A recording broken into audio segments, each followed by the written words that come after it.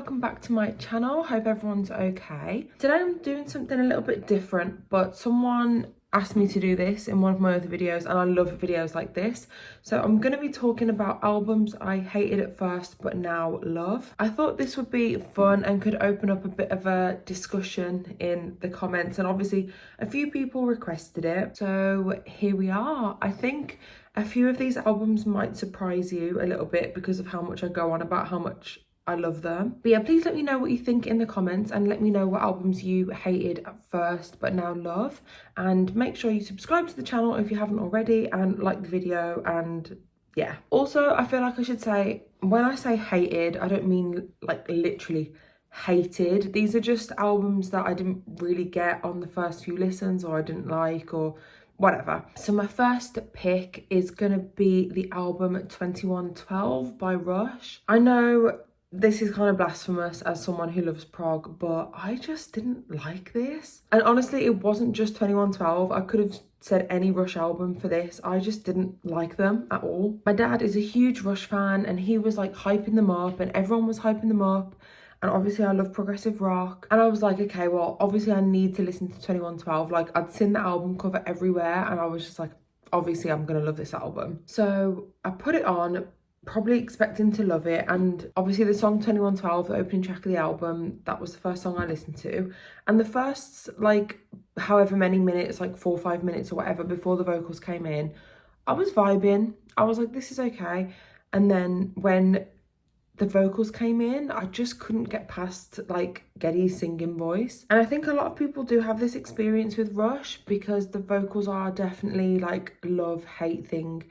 And it was hate for me. I feel like maybe I just like wasn't expecting it and it just came as a shock to me. I was like, yeah, his voice is weird. Like I said to my dad, I was like, not feeling it, sorry. Anyway, like a few months later probably, I watched the Rush documentary that's on Netflix. I can't remember what it's called, but it's on Netflix. It's amazing. And my like watching that documentary, my whole mind like changed on them. Like, there's a lot of live performances, like hearing their backstory, like all that kind of stuff just really like shifted my mindset on them. And yeah, that documentary just turned me into like a full-blown fan. So embarrassing to admit, but I didn't like Rush at first, but I love them now, so it's okay. The next one is beyond embarrassing to even admit because this is legit one of my favourite albums of all time. And they're my favourite band in the whole world, 9 Inch Nails. But I didn't like the Downward Spiral when I first heard it. What the hell was wrong with me? I really don't know, because it's genuinely one of the best albums of all time and one of my favourite albums of all time. I really struggled with it at the start. Like, I think, again, it was a case of like having higher expectations maybe. Like, I put it on and obviously the first song is Mr. Self-Destruct, and I just thought it was like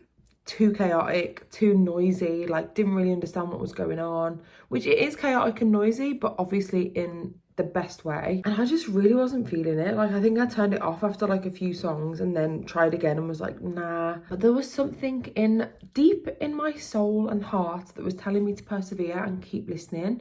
So I tried again and again and again. And it's weird because I think albums like the Downward Spiral and even the Fragile to an extent are like the type of albums that aren't really meant to be loved on the first listen. I'm sure Trent has said something along those lines of like that you probably wouldn't enjoy the Downward Spiral on the first listen just because of how like complex and unique it is. So I'm not going to beat myself up too much for that one, but it feels good to get it off my chest. So next up is gonna be Tarkus by Emerson, Lake and Palmer. I definitely, again, wouldn't say I hated this album, but I definitely didn't like it very much, and I think I thought I was gonna like it much more. I listened to it when I was first getting into prog, and obviously it's literally one of the most hyped up and most talked about prog albums of all time. And I do think sometimes with like prog or like, you know, prog epics, it's quite hard to like them on the first listen because there'll be like so many different sections and you can't, it takes a few listens for you to really get your head around like 20-minute long songs. And one thing I will say about Tarkus is while I think the title track, the big epic, is amazing, the other songs do fall a little bit flat for me. Like, I don't think they're bad, but I just think some of them don't need to really be there. Yeah, the title track is absolutely the main event, but when I listened to it for the first time, I was like, meh. And now this is like a few years later, like I feel so differently. I've done like a complete 180, and I genuinely think Tarkus is one of the best prog songs out there. It's so layered, and I love all the different sections. I think it's structured so well, and I love the album cover. I've actually got a picture disc of Tarkus, which is the only picture disc I own in my vinyl collection. And yeah, like I'm just obsessed with it now, and listening to it on vinyl definitely like grew my love for it. I think it was just made for vinyl. It sounds absolutely fantastic. So next up is one that I've only recently started to love. This is quite a new addition, and it is Up the Downstair by Porcupine Tree. We all know how much I love Porcupine Tree on this channel. They're literally one of my favourite bands ever, but I think I'm probably more of a fan of like the classic era, like the big five if you want, like the albums from Stupid Dream up into Fear of a Blank Planet, but I suppose The Incident as well. Like that later era of Porcupine Tree is my favourite. And I did listen to the early albums. I listened to them quite a lot because I did a Porcupine Tree Worst to Best Albums video. But I feel like with Up the Downstair, I hadn't given it like a proper like deep dive until really recently, and I gave it a really deep dive, listened to everything properly, and I fell in love with Up the Downstair and realised that I had wrongly dismissed it. I was sleeping on it and I shouldn't have been. So yeah, I wouldn't say I hated it, but I was definitely very indifferent towards it and didn't give it like a proper chance. I'm not sure why. With this album, I think it's just a little bit of a slow burner. Like, let me know if you're a Porcupine Tree fan in the comments if you like this album. Yeah, maybe I'm alone in this, I'm not sure, but the opening track from Up the Downstair is like quickly becoming one of my favourite Porcupine Tree songs. Okay, so this next one, this is the one by far that I'm the most embarrassed to say that I didn't like when I first listened to it, because literally I have no idea like what was going into my brain at this point. It literally haunts me. I'm like losing sleep about the fact that I didn't like this album. It's Remain in Light by Talking Heads. Am I literally sure? Like, am I okay? Because genuinely this is one of the best albums ever, especially due to the fact that the first 4 songs on this album are literally 4 of the best songs ever.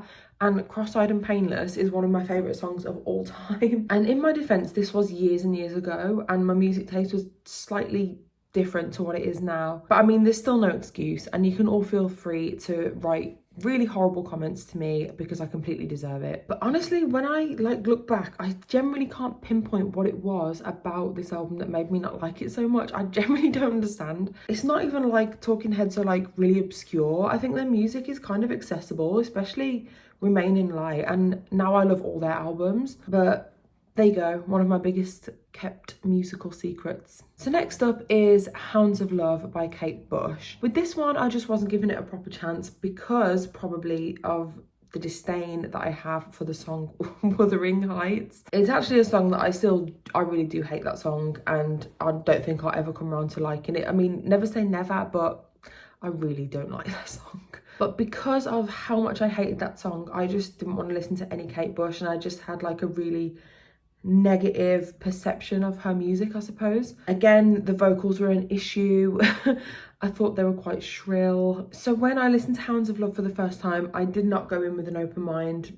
I did not go in with an open heart. And I was like, yeah, no, this is not good. But after hearing it like a few times and actually properly listening, it was actually the latter half of the album that really like brought me around and changed my mind. Under Ice is a hauntingly beautiful, gorgeous song, and Watching You Without Me is just stunning. And it was like those few songs at the end, after listening to them a few times, kind of I realised what all the fuss was about, and now I love the whole album. So those are all the albums that I'm going to talk about today. I'm sure there are more that I could think of, and I'm going to potentially make a part 2 to this video, so let me know if that's something you want me to do in the comments. I really hope you've enjoyed the video. Also, let me know if there's any other topics like this that you want me to talk about, like albums I used to love but now hate, even though I don't know if that's like a concept that I could actually think of albums for, but you know what I mean. I had a lot of fun doing this one, so yeah, I really hope you enjoyed it. Thank you all for watching as always, and I will see you very soon for another video.